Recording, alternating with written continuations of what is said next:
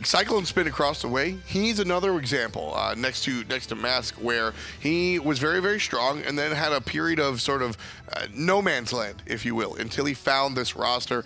I think CycloneSpin is very comfortable along the likes of Weekend and friends here, turning things around in game number 2. CycloneSpin, I don't think it was a pick. I don't think it was really anything specific. What do you want to see, Toli, out of CycloneSpin here in the next match? Well, if you're going to play Osiris in this kind of meta for Season 4, you got to be able to get something off of it in the early game and momentum. And a player like CycloneSpin rotating to these team fights without that momentum, he was able to do a lot of distractions and diversions, being able to get some picks here and there, but without the items and the true level lead that he could get compared to the Season 2, Season 3 CycloneSpin, he can't make the same impact. So I want to see more pressure in the solo lane out of Weekend, especially if you're going to go all one, you're going to lose that pressure anyway, so you might as well go solo. I think especially if you're going to draft Serket, you should put a lot more pressure into those side lanes, because Serket is very strong at ganking those side lanes, and we didn't see much of that game. Yeah, we need to see a little bit more presence from Weekend in general and see let me take that back. Maybe not presence, but intelligent presence. Presence in the right spots. Weekend was around the map, but perhaps not where his team needed him to be. And come game number 2, I think he's going to make that adaptation. Chaga and Hunbats taken away by Team Allegiance and Supremacy, respectively. Second ban coming out for OS. Expecting the Morgan to be a highly contested pick between these two teams. We've seen Kiki play it before so far today, and as well between Weekend and CycloneSpin, both of those two players like the Morgan. Chaos, do you like the Morgan? I think it's very strong if it gets ahead. Well, the thing is, from behind, it's actually super strong too, because you can kind of turn into any character. The biggest problem, though, is it's immobile when it's not turning into a good character that it can synergize with. For example, when they draft the bots, they turn into the bots ult. It works super well. But if you don't have a character that you can actually turn into that gives her a really strong ultimate or a really strong team fight, she's kind of just a sitting duck. How does the Morgan impact picks and bans? Like, if let's say somebody drafts it early on, do you prevent yourself from picking a specific pick to make sure that they don't steal that ultimate? I think if they first pick it, there's too many picks on the table that you can take away that end up giving you so much pressure that it can shut down the Morgan early. Yeah, Morgan, I think, is very dependent on not just the meta, but also that game's picks and bans can drastically make her stronger or weaker. So certainly something to keep in mind as the ban phase and the pick phase continues on. Poseidon next to Hercules and Terra here for Team Allegiance. Hercules likely to be in the solo lane. We'll see how the young CycloneSpin works with the healer this time around instead of just the Osiris. Both characters, bullies. Absolutely, but Nike's going to have a little bit of a harder time. Obviously, Hercules can driving strike her out of her clear, so that's going to be one thing that CycloneSpin is going to be looking for. But there's more control and damage coming from Team Allegiance now, going for this Poseidon over the Agni compared to the last game, having a little bit of AoE sustain with the Terra Monolith and self-sustain for the Hercules. Very important ban coming out on the Serket. That character is going to shut down the healing that makes Hercules so potent, so just take her out of the draft. She's just a little bit too strong in that regard. The Mercury, however, that's a choice directly towards Weekend. Rom, sure. Team Allegiance in comp right now is looking for these picks. The problem is OS's composition ends up having two characters that are very strong against Poseidon Kraken. Fafnir's ult ends up immuning you against Kraken, and Nike's ult, obviously, super shield. So it's going to be very dependent on the targets they pick. For example, the Skadi is going to be a good target for Team Allegiance. However, Team Allegiance does have the early game right now and the Terra sustain to push through. So far, I feel like it's about an even draft, depending on the picks that they choose to go for it. And that Fafnir is sort of a double-edged blade, because yes, the Fafnir can immune the Kraken, but he can also use it in a different scenario and have the Kraken Whirlpool waiting for him right underneath. Right. So that comes down to pretty much Met's execution of the Poseidon. A lot of junglers are still being taken away from the table. Hunbats, Mercury, Susanoo, Serket. Thor is still available. I don't necessarily expect Weekend to go for this option, but maybe a Nemesis wouldn't be a bad idea for either of these two players. I mean, you've got the Fafnir and the Nike so far. Nemesis certainly wouldn't be a bad shot here as far as Weekend is concerned. It's a character that he's very strong at, character that he's known for. So we'll see if that one comes out here for number 4. Team Allegiance thinking this one over. A lot of conversation here. Why do you think they're so deep in thought, Chaos? Allegiance? Yeah, why is this decision so difficult? I think they're trying to figure out what they want to synergize. For example, when you said the Nemesis, the problem is they don't have enough lockdown for the characters. They can shred, but they're not going to be able to really lock down Nike or Fafnir. So the Cupid in this example ends up giving them that cripple that can actually keep Nike and Fafnir in place for the Poseidon Kraken. And seeing how DayToRemeber played Cupid last time, which also shuts down the Nemesis selection because of the dash, you now sort of put yourself, you have a taunt character in front of you now. Right, and it's also high duo pressure, high sustain because of the hearts and the Terra heal. Well, what Oxygen Supremacy did last game, Team Allegiance says we can do it better. Taking the Terra and the Cupid, we'll see how they're able to really synergize the sustain. Now, the question is, how is OS going to be able to shut down the sustain? Odin is still available to get a little bit of that anti-healing, but if you pick Odin here, you're probably going to have to rely on either Odin jungle or maybe Nike jungle, and that's not something that we're used to seeing necessarily. And Oxygen Supremacy continue pulling things out of thin air. Again, I asked maybe 2 sets ago, when are they going to run out of strats? They're bringing out the Hobwa jungle. Shout outs to Skeeledon here. That's going to be a lot of fun to watch. I wish I was casting it. I have a lot of stuff to say about Hebo. Hell! But the Hell mid lane, also different. Chaos, talk to me about the new healer. Hell? My mistake. It's actually going to be Fenrir chosen instead of the Hell.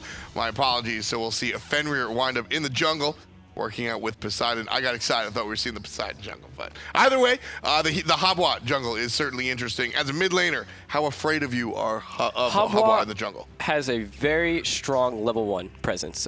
His water cannon is on such a low cooldown, especially with Sands of Time. It gives him a lot of jungle pressure, it gives him a lot of mid pressure, and it transitions super well, especially because he's a magical source of damage. If he ends up wanting to pressure on solo side, he can, because the solo laner in this instance is going to have to build physical defense, and Hobwa can put a lot of pressure into that lane. That's going to be very, very interesting as far as that's concerned. Hercules versus Nike over there in the solo lane should be interesting. What's your take on that? It should be very interesting, like I mentioned before, where Nike is going to get disrupted with that Hercules. But going back in the jungle matchup, it is that Fenrir instead of the Hell. So I like the idea, though, because Hobwa gets kind of shut down by the Fenrir. You can obviously chase him down with the ultimate through the Brutalize will chase down the Hobwa during the ultimate, and you can't interrupt it with that Water Sprout. So that's going to be one tool that Weekend is going to try to use.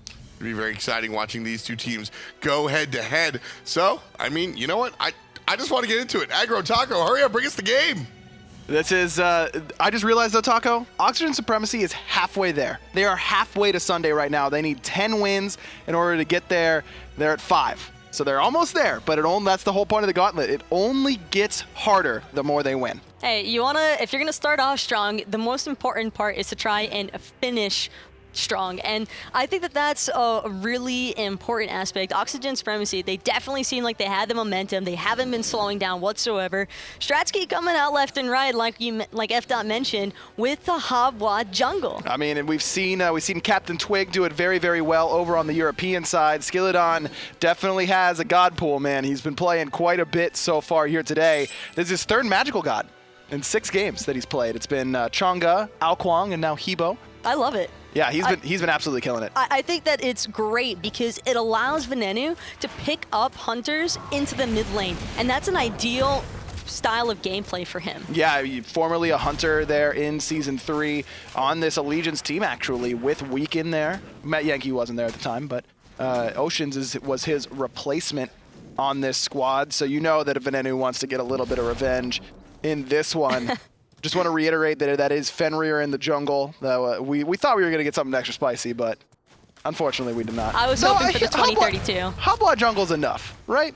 We can get excited enough off of Hobwa But it's not jungle. 2032 quite yet. Nothing is 2032 except Fair enough. 2032 himself. Speed buff, no invade, and that's definitely a good sign for the OS boys because Hobwa definitely does lack a little bit in terms of securing his own buffs early, though as Chaos mentioned, can certainly brawl in the early game. He's getting brawled onto right now by Weekend. That Brutalize is going to clean up that first blood. No way for Skeeledon to get away from that Brutalize. Love this Fenrir pick into the Hobwa. I also really like the option there for Weekend to go ahead and expend his Aegis. He knows that by the time Skeeledon is able to hit level 5, the cooldown on his Aegis is sure to be refreshed by then, so you might as well prevent yourself from potentially dying to the Chiron. This is the first time that Skeeledon has been first blooded instead of getting the first blood for himself So we'll see how he can play. And this is not necessarily the god you want it to happen on. Habwa can definitely get bullied out of his own jungle early. So a little bit of a small mountain. Oh, nice stun there by NeiruMah. Actually catches Ocean's dash. It's not going to end up in a kill here, Taco, but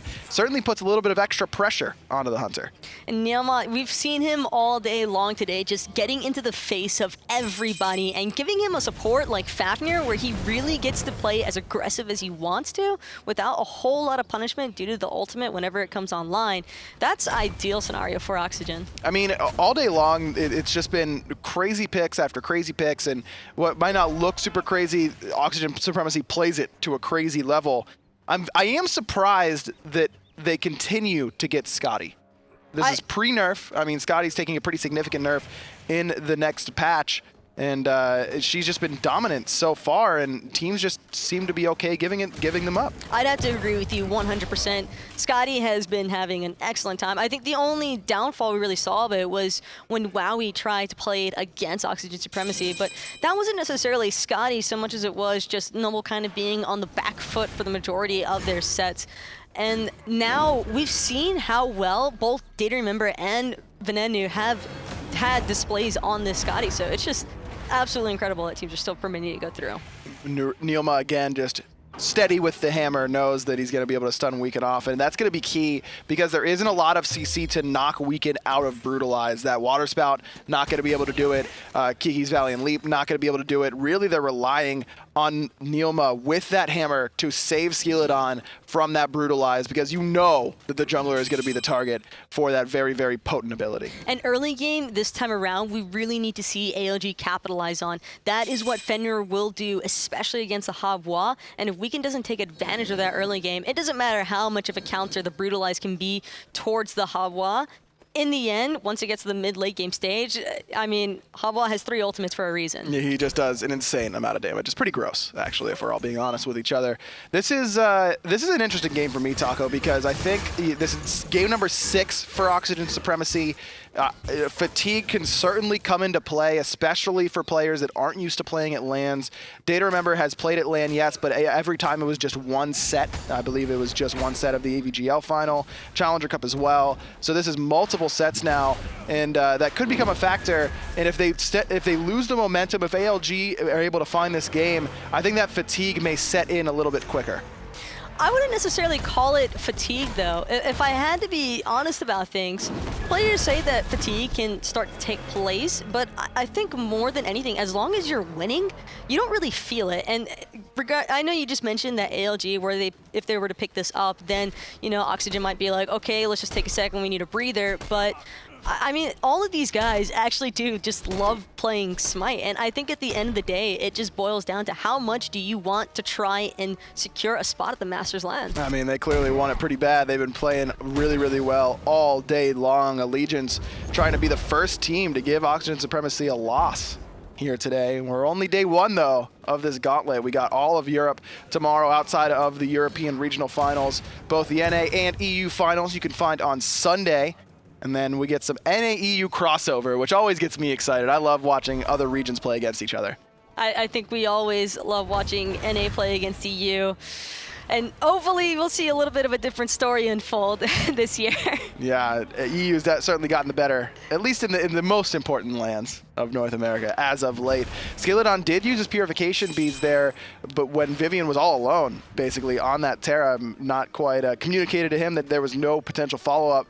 So Weaken's going to be looking for the jungler with that Ragnarok. There's quite a bit of overall damage and CC on Allegiance's team. Timing's definitely going to be important for Skeeledon at this point in time, now that he doesn't have the purification beads available. So as long as he's careful with his pathing and doesn't get caught out by the Fenrir jump stun, I think he'll be fine. This is another game where Venenu is going for the Transcendence Rush instead of the boots. No one's been able to punish that lack of mobility yet, but maybe Allegiance will look to do so as they instead turn their attention to the Gold Fury to try and grab away an objective. Remember, they did get an early Gold Fury in game 1, but Oxygen Supremacy fought through that and were able to come back and find the victory. I think it's still a little bit too dangerous for ALG to try and bait out a fight around this Gold Fury. I think they want to try and get a little bit more farm under their belt before they really look for any sort of aggression like that. Both teams playing this one pretty passive. I think both understand the gravity of this game in particular. Obviously, Allegiance, they're on the brink. If they lose this game, then their spring split is all done. But Oxygen Supremacy want to keep that momentum going. NeiruMah brought back in, but Venenu is able to clean up Weaken in response, 1 for 1, and it's support for jungler, which favors OS. And one thing I found interesting there is Skeeledon was riding his carpet all the way up before I think he realized there wasn't a whole lot of mana available to him. So even with the Terra ultimate being procced on the side of ALG, just not really a whole lot of follow-up for Oxygen there. DayToRemeber coming around the backside. The ward spotted him out, but he's not scared to fight. No mana, but Oceans has to dash away. Venenu looking for the shots, dashes forward and cleans him up.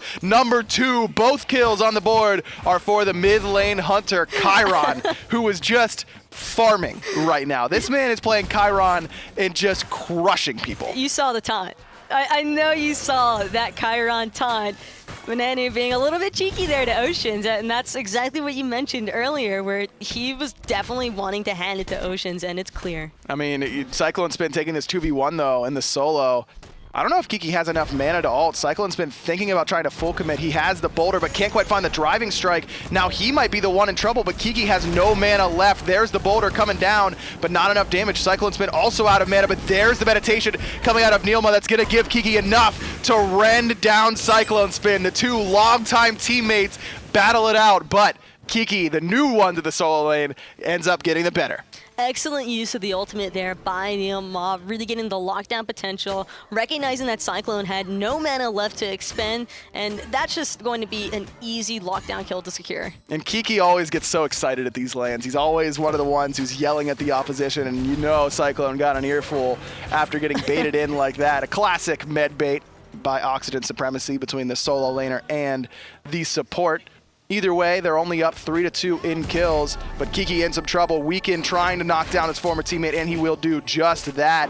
Just stuck around too long, did Kiki. No way for him to get out of danger. I was just about to mention how that was such a greedy play by Cyclone, and then Kiki just immediately returns the favor. It's like, hey man, I want to die too. That's one of the strongest things about Permafrost that we just saw that doesn't really get talked about. It is an instant leash of the Gold Fury. If there's only one person tanking it, it immediately slides you out of that circle, and there's no way to hang on to it. On the right-hand side, trying to hang on to his life is NeiruMah, and he's going to be able to jump up over that Fire Giant wall. Vivian did use a Terra's Blessing there, and no continued chase into that solo lane. So that's a pretty long cooldown there between the global ultimate of Terra. It's now on cooldown for quite some time. And I think what they need to be wary of now that they don't have the Terra ultimate in their kits to try and use in these team fights is they've got to watch for this Chiron. Venenu's already dealing a solid amount of damage. He's already got 50 stacks on that Transcendence. He's got those Ninja Tabai ready to go as well. Certainly doing quite a bit right now. Gold Fury once again pulled by Allegiance and leashed. Kiki teleports in to try and help out, but Cyclone had done the same, and he's lurking around the backside, finds the knock-up onto DayToRemeber, and the push gets those purification beads ready to go. CycloneSpin able to bait out that defensive relic from DayToRemeber very, very nicely. That's going to be rough for DayToRemeber in lane, though, especially against the Cupid, because the Fields of Love is more than enough to lock down a Skadi without any beads. That's a great point. No CC immunity in that kit, and Oceans is lurking. He wants it. I'm very surprised we don't see him just immediately dash in and go for it. DayToRemeber instead trying to rendezvous with Skeeledon in his own jungle. All of Oxygen Supremacy know that their hunter is vulnerable right now, or they're trying to give support.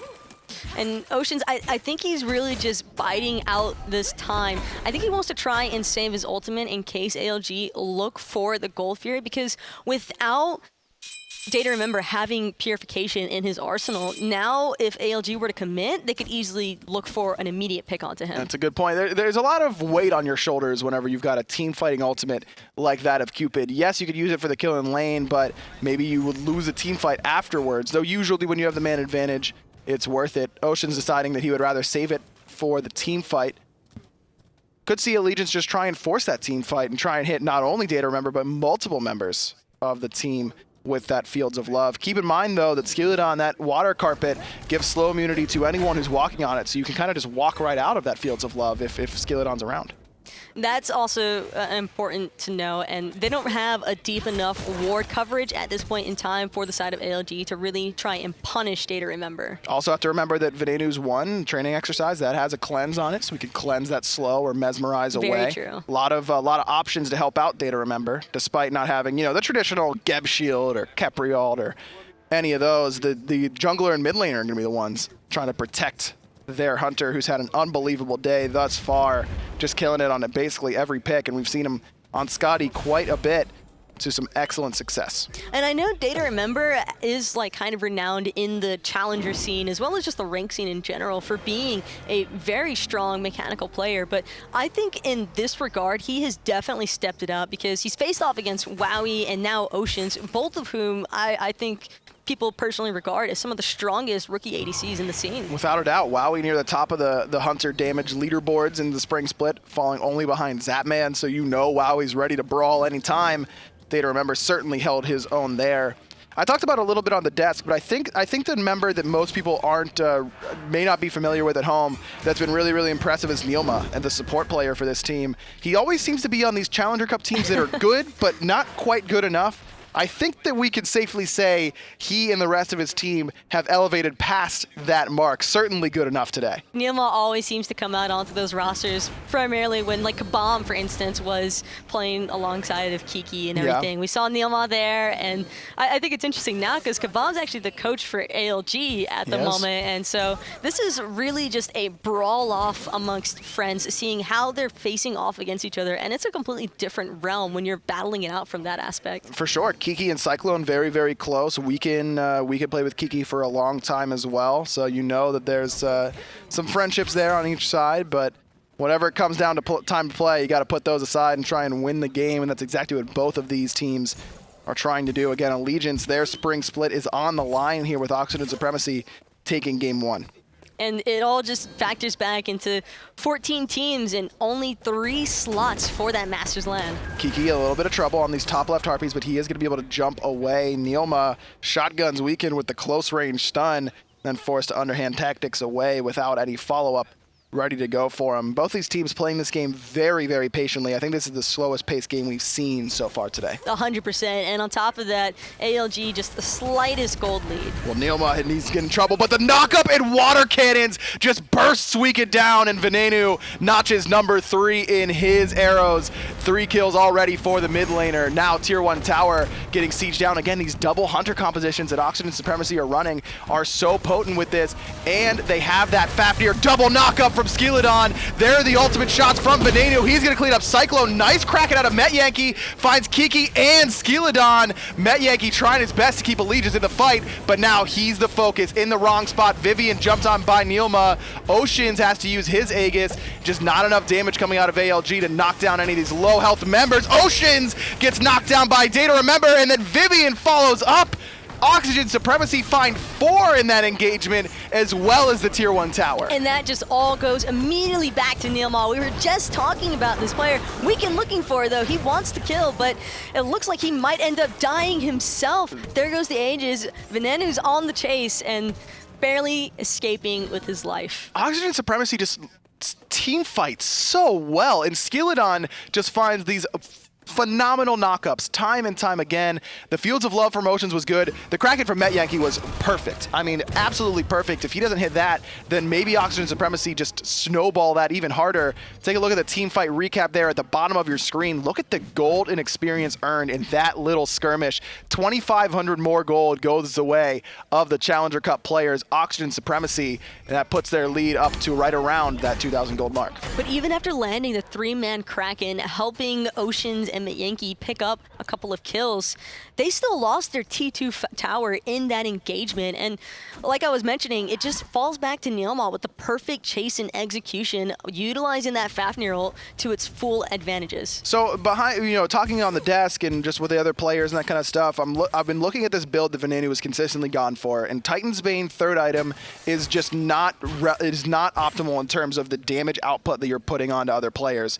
But with this playstyle that Oxygen Supremacy has gone for, with the grouping in mid and Venenu playing safe, and then he's the one hitting these towers, that's part of the reason why these towers are falling so quickly to the hand of Oxygen Supremacy. They only have 3 members left alive, but it's 2 Hunters and a Fafnir that are able to do it. If you notice as well, though, Venenu, oh wow, Ocean's getting soloed by DayToRemeber, and he's feeling it. You saw that player cam. Man. Look at him pop off there on the bottom left, and just Skeeledon just giggles because he knows that his Hunter is feeling it. And how can you blame him? Top of the player damage charts, 2-0-5, and this man has absolutely come to play today. Gold Fury free the way of Oxygen Supremacy. That makes them over 5,000 gold in the lead. Kiki and NeiruMah here trying to dissuade Allegiance from doing this Portal Demon, but the Kraken is going to secure it for the red side. So at least Allegiance get a little bit of something in their favor.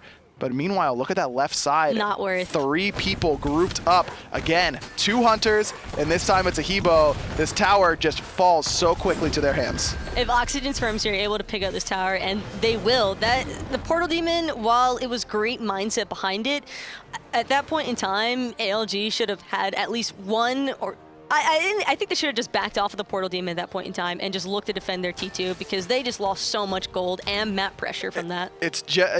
Oxygen Supremacy is just playing at a level that's just so impressive to me because you get the adrenaline going, you're on this roll, and a lot of teams will just want to fight whenever they've got a roll like that. You get the adrenaline pumping and you just want to continue to fight your opponents because you're winning every team fight.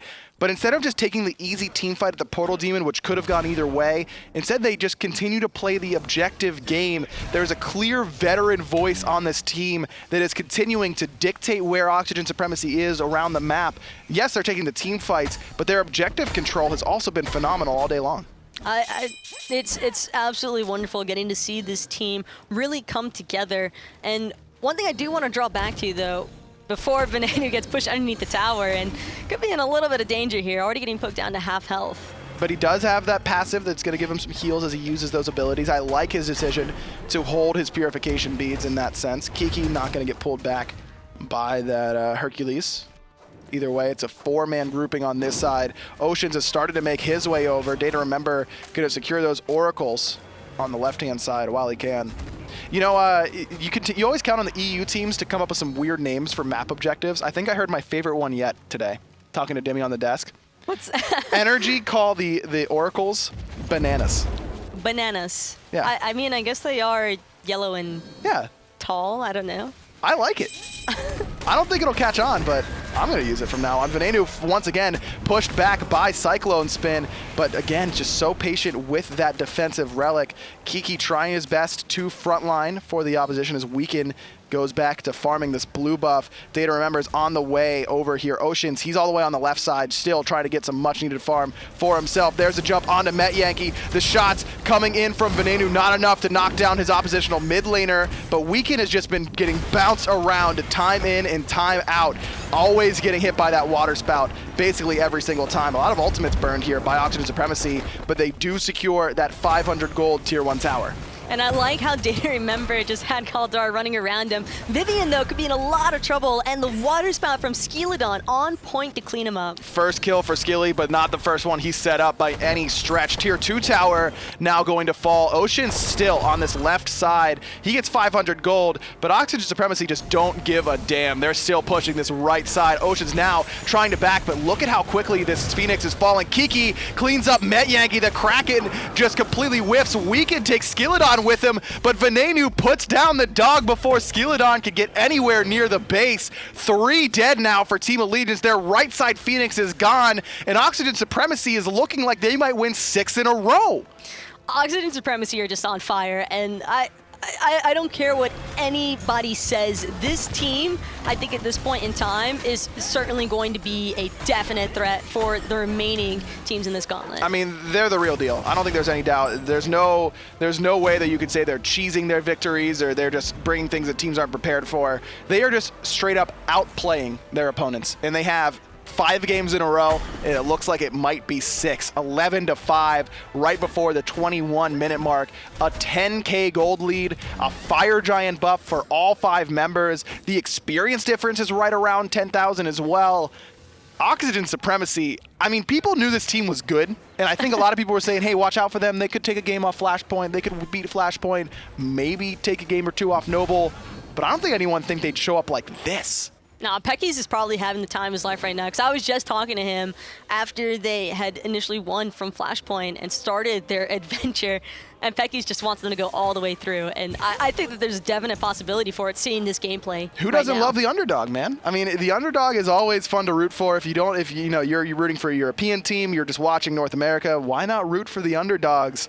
But again, man, I don't know how much longer we can keep calling them underdogs. They're playing like a top-tier team in North America. Just a matter of who's going to be able to stop them, if anybody. Got to give shout out to CycloneSpin right now. He's on top of the player damage charts, despite being 0-2-2. He's certainly been an effective frontline for Allegiance.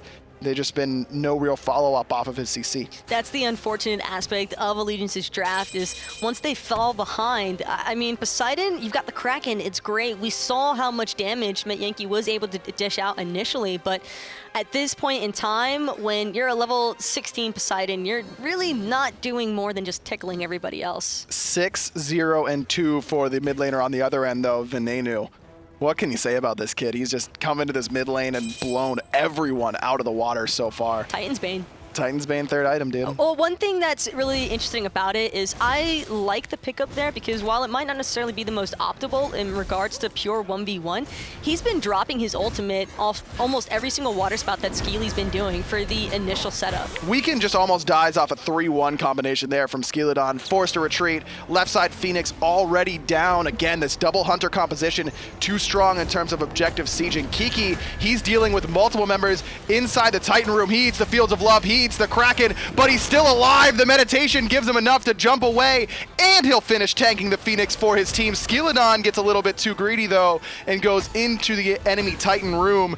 4 members still here, still fairly healthy, except for Kiki, and the meditation is on cooldown, so Oxygen Supremacy decide to back it up. 3 Phoenixes down, though, and Allegiance is going to have to defend for the foreseeable future. Had Skeely not fallen there on the side of Oxygen Supremacy, I think for sure they would have looked to try and end the game. Just unfortunate. I mean, Kiki does an unbelievable job. That's just knowing exactly how much damage not only your character can take, but how much damage the enemies are going to be able to do. Certainly a mark of a player who's been around for a long time, and Kiki has basically been here since the beginning. I know a lot of people kind of were low on Kiki during Season 3, thought that maybe he didn't belong in the SPL anymore. As I said then, I'll say it again. This kid is unreal. He's a sick player. He can do it all for a team, and any team is just going to be a better team with him on it. I just think too many people severely underestimate just how much of a difference team synergy can really make, because most people wouldn't have regarded the players of Oxygen Supremacy to be individually better than a lot of the teams that they've faced up against, but already it's so obvious just how well as a unit they're able to come together. They work flawlessly together, absolutely. That Challenger circuit certainly providing them a space to do so. Right side Phoenix has respawned, but no focus on it quite yet as Vivian gets locked down by DayToRemeber, who just shreds through him and allows Skeeledon to pick up that last hit. Phoenix dead, Weaken dead, another kill for DayToRemeber. And Oxygen Supremacy, they're going into the Titan room. 6 in a row potential here as Metyankey finds Skeeledon with that Kraken. Met on the run. The focus is pulled away from the Titan. It is now onto the players of ALG, but the fire minions are pouring in. ALG is going to have a tough time defending as Kiki Joe's jumping in, trying to find the kill onto CycloneSpin. NeiruMah up into the Draconic form. 4 members all with that buff there, the Coerce buff, trying to give them enough attack speed. CycloneSpin, he's going to fall here. And immediately, he's still alive. It's a Hercules, you gotta remember. And now Cyclone doing everything he possibly can to try and delay this for as much time as possible. And once more, ALG barely holding on though. Despite Metyankey falling there at the very end to Venenu, they held out. Met saves the game by killing Skeeledon there. Skilly couldn't quite get out of that Kraken. Didn't have the purification beads up and ready to go, and if he's there, I think that's enough damage for Allegiance to watch as Oxygen Supremacy gets number 6. Either way, a commanding position for Kiki, Skeeledon, Venenu, NeiruMah, and DayToRemeber. They're up 14-7, 15,000 gold almost, right underneath 10,000 experience. They're doubling allegiance in kills, 14-7. And that Fire Giant has respawned and probably looks mighty tasty. You've got to give it a CycloneSpin though for that defense. I mean, Yeah. any slight misplay there by Cyclone, had he gone down, no doubt in my mind, Oxygen were ending the game. And now they're just going to have to try and group up once more. Skeely is probably the rest of the team telling him, hey, dude, try and stay alive this time.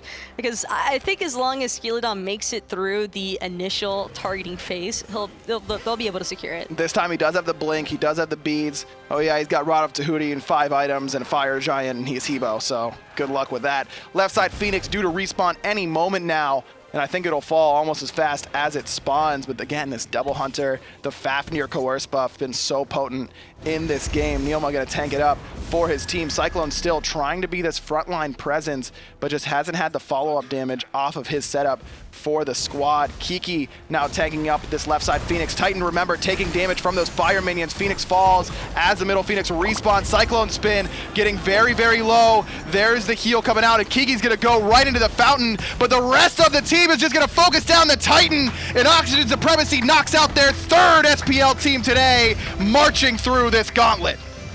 Wow. That I can't believe it, to be honest. Like, I know that they've been on a roll. I know that they've been knocking out all of these teams, clean 2-0s. But the fact of the matter is, they are literally 6-0 right now, Aggro. It's insane. I mean, this is what you dream up whenever you're talking about a gauntlet and, you know, the hype that it can generate and all that kind of stuff. Thank God we have Vinny there to spectate and make sure everything goes right, because everything's going right for Oxygen Supremacy right now. Maybe Vinny's the good luck charm, man. I think it is Vinny. Hopefully Cooper doesn't step over there. Well, that might. We'll talk about that later. Either way, Oxygen Supremacy knock out their 3rd SPL team today, and they're over halfway to making it to Sunday to play against E United and Chaos. Luckily, Chaos is on the desk and can give us a little insight onto how they did it. Everything's going right. But what's left for Oxygen Supremacy? They pulled almost everything out of their bag of tricks, just like Felix.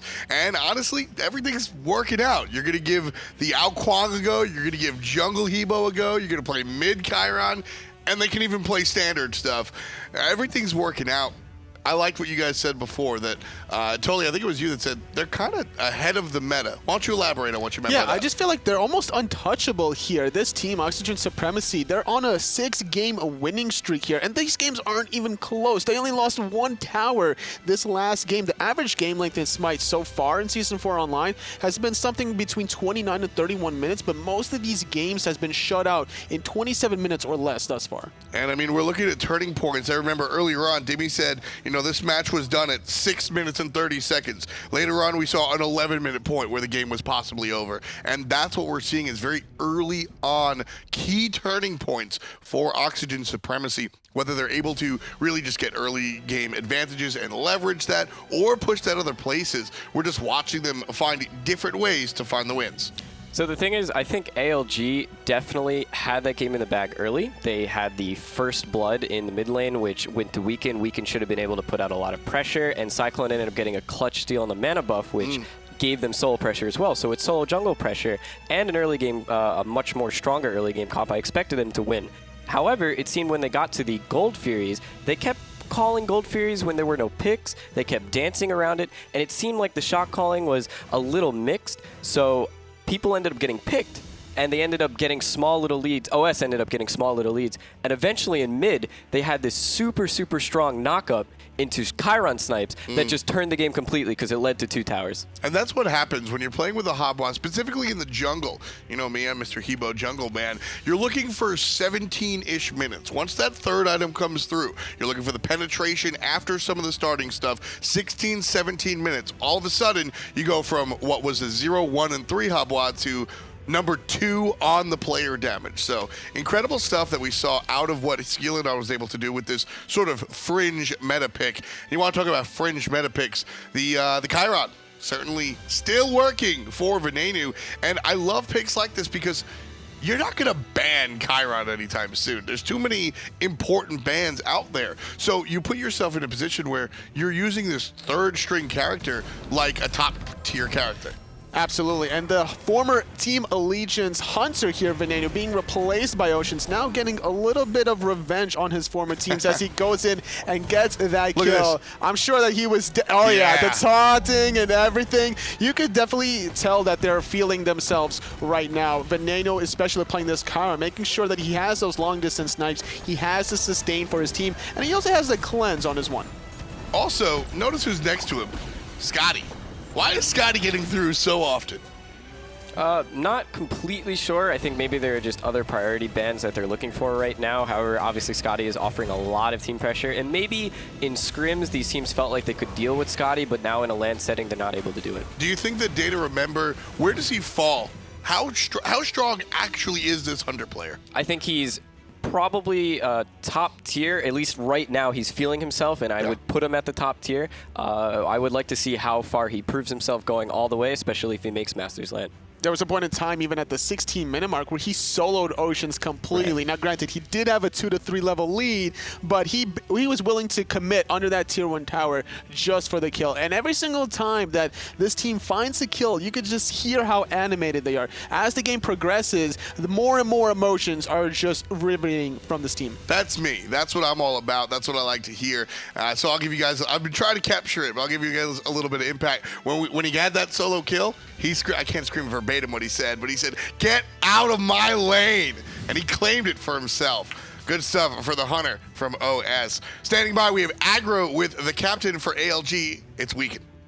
Weekend, thanks for joining us again. Condolences on the spring split, but like you said before, you guys didn't get a whole lot of scrim time. Did you expect to really come and make a splash here this weekend? I thought we had a good chance at winning, honestly, if we would play our game. But yeah, sure. I mean, through 3 days of practice, I don't have high expectations of that. I just want to look forward. Did you see some things in that game or that set really that you could work with moving forward? Does this really like hurt your spirits, or does it give you some hope moving forward into summer split? I'm positive because we got Vivian experience on LAN, and he did a really good job. He was talking perfectly. Like, there's nothing bad that came out of this. Granted, we lost, but like I said, it wasn't my expectations to win. I mean, this is some of your former teammates that you just went up against. CycloneSpin, Kiki, you guys were teammates forever. CycloneSpin's still on your team, excuse me. But Kiki and those guys, did you expect them to have this kind of a performance so far? As a scrim team, they are god tier, like the best scrim team. So it was whether they would show up at this LAN or not, and all of them are popping off. If they don't win the whole thing, I will be pretty upset. Well, they're looking like they could right now. They're over halfway to qualifying towards Sunday. But they've got a pretty tough matchup up next, up against Gabe. Is Gabe one of those teams that you think could stop their momentum right now? I think you're going to see standard stuff out of Gabe, and you're going to keep seeing these crazy picks come out of them. You're going to see the Hunter popping off. Day is doing his thing. You got Venenu doing his thing. Sure. I mean, when you have them playing like that, there's not much you can do to stop it.